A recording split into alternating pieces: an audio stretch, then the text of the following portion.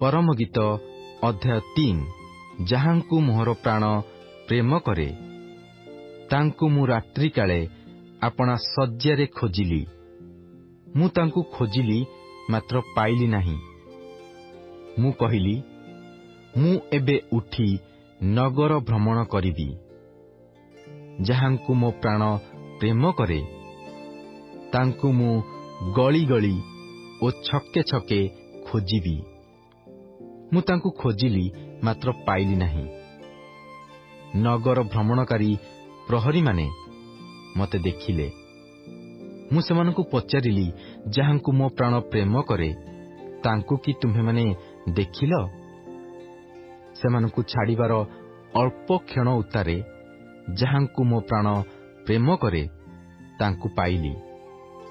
ମୁଁ ଆପଣା ମାତୃଗୃହକୁ ଓ ମୋ ଗର୍ଭଧାରିଣୀଙ୍କ ଅନ୍ତଃପୁରକୁ ନ ଆଣିବା ପର୍ଯ୍ୟନ୍ତ ତାଙ୍କୁ ଧରି ରଖିଲି, ଆଉ ଯିବାକୁ ଦେଲି ନାହିଁ। ଆଗ ଜିରୁସାଲେମର କନ୍ୟାଗଣ, ମୁଁ ତୁମ୍ଭମାନଙ୍କୁ କ୍ଷେତ୍ରସ୍ଥିତ ହରିଣୀ ଓ ମୃଗୀଗଣର ଶପଥ ଦେଉଅଛି ଯେ ପ୍ରେମର ବାସନା ନହିବା ପର୍ଯ୍ୟନ୍ତ ତୁମ୍ଭେମାନେ ପ୍ରେମକୁ ଜଗାଅ ନାହିଁ କି ଉତ୍ତେଜନା କର ନାହିଁ।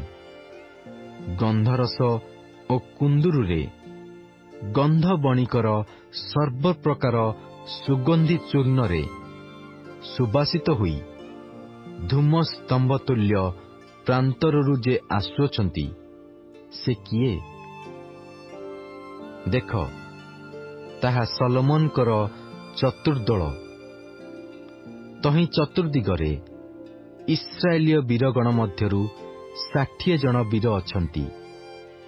ସେ ସମସ୍ତେ ଖड्गଧାରୀ ଓ ଯୁଦ୍ଧରେ ନିପୁଣ।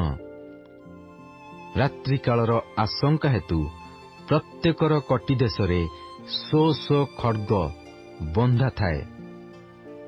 ସଲୋମନ ରାଜା ଆପଣା ପାଇଁ ଲିବାନୋନର କାଷ୍ଠର ଏକ ପାଲିଙ୍କି ନିର୍ମାଣ କଲେ।